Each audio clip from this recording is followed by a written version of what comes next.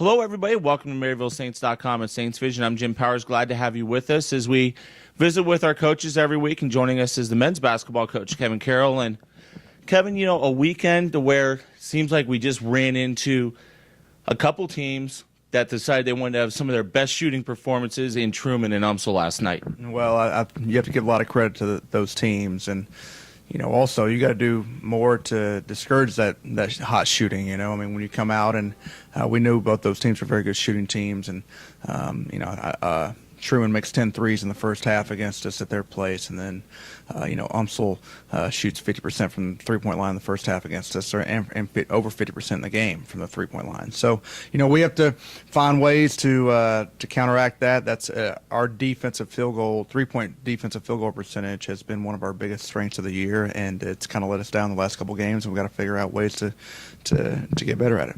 And the team, to be honest, has kind of responded, in a good fashion with Armand going down, midway through the Quincy game, able to get that victory last Thursday. And then I really think just with the hot shooting, it was one of those things where some of the kids did step up, and Forrester Sims is one of them that I wanted to talk about, really getting a good grip on things with Armand not being able to play the last couple. Yeah, obviously with losing Armand for the last couple games, it's that hurts. I mean, he was our leading scorer, arguably our best player. But sometimes when situations like that happen, it opens up the door for someone else to step up and to show some things that maybe they didn't have the opportunity to do before. And I think that has hopefully been the case with Forrester. Last night's game in particular, and flashes against Truman. He showed signs of the player that we recruited and what we envisioned him being, when he came here. So I think it's just a matter of him getting more confident, more comfortable in the court, realizing that we need him to be aggressive like he has been the last couple games. And we're hopeful that when we do get Armand back, whenever that is, that, we'll have kind of a three-headed monster there at the guard positions between Armand, Trey, and Forrester. Talk a little bit about how the team has responded. Obviously, this is a big stretch of games, 5-10. We talked a little bit about it last week. We're over halfway through it. How do you think, the younger guys especially have responded? Well, I think they've done, fairly well. I thought last night we were I thought we looked, tired. I thought we looked mentally tired. When you have 3 games in 5 days and 3 different scouting reports and 3 different game plans you have to get in, and just the physical exertion you put into the games. I mean, that is tough, and that's something that a lot of freshmen, younger players aren't really accustomed to, having to be able to have that mental capacity. You look at the game last night. I thought UMSL, they were made up mostly of juniors and seniors, and I thought that they were just a lot more mentally ready at the beginning of the game and emotionally ready. You look at us. I mean, we played 11 guys last night, and 7 of them were freshmen and sophomores. Yeah. So, that's just those are growing pains you're going through. We're continuing to get better. We're continuing to grow up, and it's like I told our guys last night at the end of the game. Let's just continue to every day move forward, learn, grow, and get better. Drury and S&T this weekend. Obviously, the Drury game.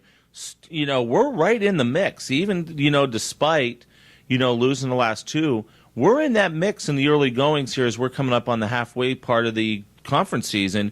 Drury is that team that everybody's chasing right now. Well, Drury and UMSL right now are tied for first. Us and Truman are a game behind them. So it's not like just because we lost the last 2 games, the season's over with, obviously. I mean, we still have a lot to play for, but we've got to start, stringing some wins together. And, we got to get healthy. We got to get Armand back here in the next couple of games, whenever that's going to be. And we've got to get, at full strength. And defensively, we've got to start getting back to what we were doing earlier in the year. We've got to get stops. That's the key to our season. When you get stops, it makes the offense flow a lot better. It makes you feel a lot better about yourself. And we just haven't been doing that the last 2 games. Real quick, keys for Truman, keys for S&T. Obviously, not looking too far ahead to S&T, but early indications about Drury. They're kind of the same team that they always are, very guard-oriented, and they've got Cameron Bundy back. Yeah, he's probably the best guard in the league, and they have probably the best forward, one of the best forwards in the league. So I mean, the thing about them is, can you slow them down on the offensive end of the floor? They move you around so much. They are a very good passing team, very good cutting team.